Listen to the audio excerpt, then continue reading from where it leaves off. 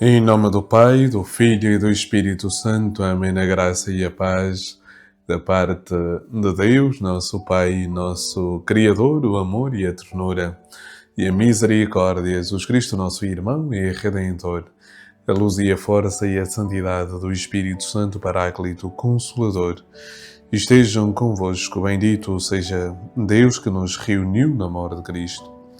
Caríssimos irmãos e irmãs, hoje a Igreja celebra a festa de São Bento, padroeiro da Europa, fundador do monaquismo ocidental. Aí é onde está, na circunstância concreta do seu dia, ora comigo, ora connosco, ao Deus da vida, o Senhor que dá sentido à nossa existência. Oremos. Deus Todo-Poderoso e Eterno, rico em graça e misericórdia, derramai a vossa luz sobre os nossos corações, sobre todo o nosso ser, para compreendermos e guardarmos a vossa palavra em nossos corações. Vós viveis e reinais com o Pai, na unidade do Espírito Santo, por todos os séculos dos séculos. Amém. Caríssimos irmãos e irmãs, o Evangelho deste dia é extraído de São Mateus, capítulo 19, versículos de 27 a 29. Naquele tempo, tomando a palavra, Pedro disse-lhe: Nós deixamos tudo e seguimos-te. Qual será a nossa recompensa? Jesus respondeu-lhes: Em verdade vos digo, no dia da renovação, quando o Filho do Homem se sentar no seu trono de glória, vós que me seguistes, sentar-vos-eis em 12 tronos para julgar as 12 tribos de Israel. E todo aquele que tiver deixado casas, irmãos e irmãs, pai, mãe, mulher, filhos ou terras, por causa do meu nome, receberá 100 vezes mais e terá por herança a vida eterna. Palavra da salvação. Glória a vós, Senhor, por este santo Evangelho. Perdoai-nos, Senhor. A alegria do Senhor é a nossa força. Caríssimos irmãos e irmãs, a teologia cristã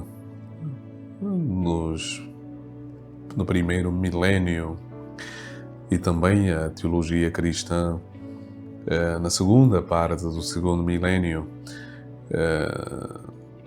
teve muito centrada e teve essencialmente centrada em Deus. Uma teologia teocêntrica, ou seja, uma teologia construída com Deus no centro. Deus é a fonte da qual emana toda a teologia, da qual emana todo o pensamento, da qual emana toda a criação e tudo aquilo que existe, se quisermos. E esta teologia era a teologia em que o homem olhava para si mesmo, dependente de Deus e caminhando para Deus. Uma teologia em que Deus era o fim da nossa adoração. Porque é que os homens e mulheres, ou seja, porque é que os homens adoravam a Deus, buscavam a Deus no seio e no centro da própria oração dos cristãos. Deus era o centro, ou seja, tudo concorria para o bem daqueles que amam o Senhor, é verdade, mas tudo era orientado para Deus. Basta ver a Igreja Gótica, na sua construção, procura a Deus. A Igreja Românica, com a sua sobriedade, também procura, com a sua sobriedade, com a sua penumbra quase, também procura, deste modo, também mostrar que Deus é esta intimidade, este recolher, este corte entre o espaço profano e o espaço sagrado. Portanto, há um marco fundamental. E é este corte entre o profano e o sagrado. E, portanto, toda a oração, a missa inclusive, e toda a oração cristã tem essa finalidade, mostrar que Deus é o centro da nossa oração, da nossa reflexão, do nosso caminho. Com o protestantismo, sobretudo na Idade Moderna, há aqui uma mudança de paradigma. Já não é Deus que é o centro, mas torna-se o homem o centro de tudo. Saímos do teocentrismo para um antropocentrismo. Passo a explicar. Se no primeiro milénio e na segunda metade do segundo milénio, Deus é realmente o centro de tudo, agora o homem torna-se o centro. O homem torna-se o centro de toda a experiência religiosa, de toda a experiência pensante, ou seja, tudo está centrado no homem. Daqui nasce o tal individualismo, né? O indivíduo como centro, nasce esta visão muito voltada e intimista, de certa forma, que destrói também a ideia da comunidade. E com tudo isto, tanto a interpretação da palavra de Deus, que era interpretada no seio da comunidade da igreja, agora com o protestantismo, cada um é capaz, cada um pode livremente interpretar a Bíblia segundo os seus parâmetros, segundo os seus critérios. E deixa então, saímos com estas duas visões, saímos da verdade objetiva para uma verdade subjetiva. A verdade já não é aquela verdade proclamada pela Igreja e de maneira objetiva, mas agora cada homem e cada mulher pode ser detentor da verdade e detentor da verdade no sentido que ele é o critério da verdade. E, portanto, esta fé, porque é que toda essa introdução, esta fé marcada neste antropocentrismo, ou seja, esta fé em que o homem é o centro, já não é Deus o centro, leva também, ou levou também, a esta ideia de uma transcendência para uma imanência. Passo a explicar, atenção. Saímos de uma fé que busca o céu, que procura a vida eterna, que procura este encontro definitivo com Deus, a uma fé que alimenta apenas o nosso ego, alimenta apenas as nossas necessidades materiais, alimenta apenas os nossos desejos materiais.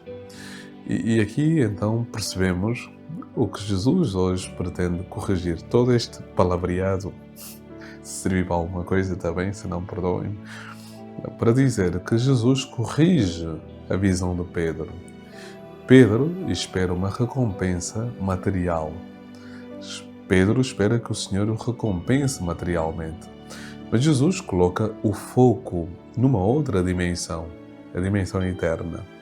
E ele diz de maneira muito bonita: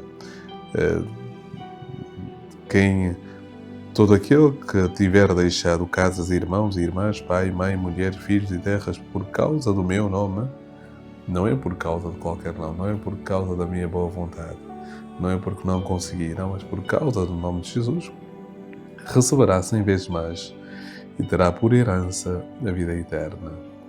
Ou seja, a herança é aquele grande bem que se recebe da família, do pai, da mãe, dos nossos entes queridos, para dizer que aquilo que realmente conta nesse texto não são as 100 vezes mais casas que recebes ou dinheiro, não. Aquilo que conta essencialmente é a vida eterna. E a vida eterna é a vida feliz com Deus. E a vida eterna é a vida harmoniosa com Deus. E a vida eterna é ser possuído por Deus e viver esta relação de intimidade com Deus. E tal, hoje na reflexão da Rádio Maria, lembrei-me do meu pequeno e grande amigo Leonardo. Ele vive em São João, mas faz a catequese em Sequiade, que é Santiago de Sequiade, em Marcelos. E eu perguntando qual era o significado das bem-aventuranças, Leonardo tem 6 anos, e eu perguntando qual era, o que é que são as bem-aventuranças, Leonardo respondeu que as bem-aventuranças são as boas aventuras com Deus. E esta é esta definição que também partilhei na Rádio Maria. É para mim uma definição numa alta teologia que transcende qualquer reflexão dedutiva ou indutiva ou abstrata, para dizer que a vida eterna é uma aventura constante com Deus. É onde eu queria chegar, tomando as palavras do Leo. A vida eterna é a constante aventura com Deus, em Deus e por Deus. E isso, sim, muda todo o nosso paradigma, a maneira como olhamos as coisas, a maneira como vivemos, inclusive. O Senhor hoje deixa-me e deixa-nos um convite. Entremos nessa aventura para alcançarmos a vida eterna. E a vida eterna é realmente esta grande aventura com Deus em que seremos envolvidos pela glória do Senhor. A glória é a manifestação do próprio Deus. Pensemos no capítulo 17 do Evangelho de São Mateus, onde Cristo revela a sua divindade a Pedro, Tiago e João. E como eles ficaram atordoados, ou seja, admirados com tanto poder. É isso que vai acontecer também connosco. O Senhor esteja convosco, Ele está no meio de nós. Abençoe-vos Deus Todo-Poderoso, o Pai, o Filho e o Espírito Santo. Amém. A alegria do Senhor é a nossa força. Amém.